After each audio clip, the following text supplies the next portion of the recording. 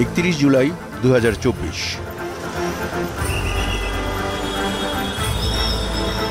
আন্দোলনরত শিক্ষার্থীদের March for justice কর্মসূচি ঘোষণার অংশ হিসেবে শিক্ষার্থীরা সুপ্রিম কোর্টে প্রবেশের চেষ্টা করলে বাধা দেয় পুলিশ ও বিজিবি। তাদের বাধা পেরিয়ে সুপ্রিম কোর্ট আইনজীবী সমিতি ভবনের সামনে মিছিল করে শিক্ষার্থীরা। শুধু ছাত্র এর পরিচয় এখানে আসা মাত্রই তাদেরকে গ্রেফতার করা হবে, এই অন্যায়।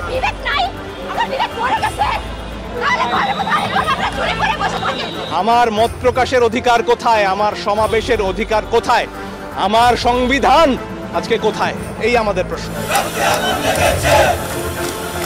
ঢাকা ছাড়াও চট্টগ্রাম, খুলনা, সিলেট, বরিশাল সহ দেশের বিভিন্ন এলাকায় শিক্ষার্থীরা 8 দফা দাবি সমর্থনে মার্চ ফর জাস্টিস কর্মসূচি পালন করে।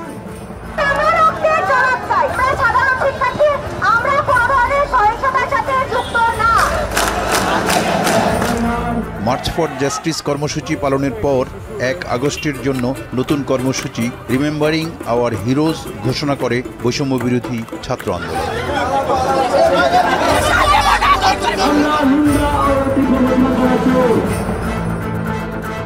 এদিন সন্ধ্যায় সহ সমন্বয়ক রিফাত রশিদের পাঠানো এক বিজ্ঞপ্তিতে বলা হয়, ছাত্র জনতার উপর গণহত্যা, গণগ্রেপ্তার, হামলা, মামলা, গুম, খুন ও শিক্ষকদের উপর হামলা, জাতিসংঘ কর্তৃক তদন্তপূর্বক বিচার এবং ছাত্র সমাজের 8 দফা দাবি আদায়ে রিমেম্বারিং আওয়ার হিরোজ কর্মসূচি ঘোষণা করা হয়। নির্যাতনের ভয়ঙ্কর দিন রাত এবং শহীদ ও আহতদের নিয়ে স্মৃতিচারণ, নির্যাতন বিষয়ে চিত্রাঙ্কন, গ্রাফিতি, দেয়াল লিখন, ডিজিটাল পোর্ট্রেট তৈরি সহ বিভিন্ন কার্যক্রম পালন করা হবে।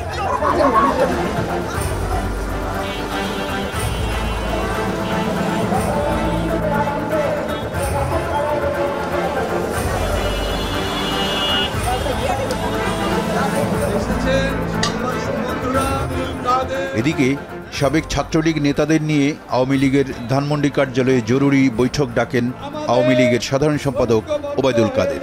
তাদের কোনো কথা না শুনে গণমাধ্যমের সঙ্গে কথা বলা শুরু করলে সাবেক ছাত্রলীগ নেতাদের তোপের মুখে পড়েন ওবায়দুল কাদের।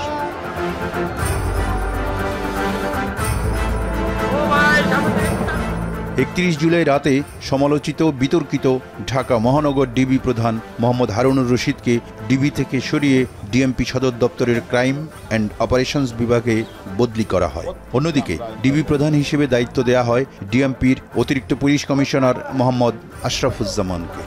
একটি চক্র তারা ভিন্নভাবে অর্থ বিনিয়োগ করে পানি সাপ্লাই দিয়ে তারা সেখানে আগ্নেয়াস্ত্র, লাঠিসোঁটা সাপ্লাই করে তারা এই আন্দোলনটাকে তারা ভিন্ন দিকে ধাবিত করার জোর অপচেষ্টা চালাচ্ছে। 14 দিন বন্ধ থাকার পর 31 জুলাই বুধবার দুপুর 2:30টার পর অবশেষে খুলে দেয়া হয় সামাজিক যোগাযোগ মাধ্যম ফেসবুক, টুইটার এবং হোয়াটসঅ্যাপ। বঙ্গবন্ধু শেখ হাসিনা এই ওয়ার্ডগুলো দিলে তোমরা আমাদের রিচ আউট কমিয়ে দিচ্ছ, আর আমাদের এগেনস্টে দিলে সেগুলো রিচ আউট বাড়ায় দিচ্ছ। এই ধরনের অ্যালগোরিদম তোমরা কি ইন্টেনশনালি করছো? বাংলাদেশের আইন, বাংলাদেশের সংবিধান এবং টিকটকের নিজস্ব কমিউনিটি স্ট্যান্ডার্ডের ভায়োলেশন। এবং তারা এটা রেসপন্ড করেছে এবং দ্রুত তারা এটা ব্লক করেছে। এর আগে ডাক, টেলিযোগাযোগ ও তথ্য প্রযুক্তি প্রতিমন্ত্রী জুনাইদ আহমেদ পলক বলেন, যেসব সামাজিক যোগাযোগ মাধ্যম ব্যবহারে কিছু সময়ের জন্য বিধিনিষেধ আরোপ করেছিলাম, সার্বিক বিবেচনায় আজ তা প্রত্যাহার করে নিলাম।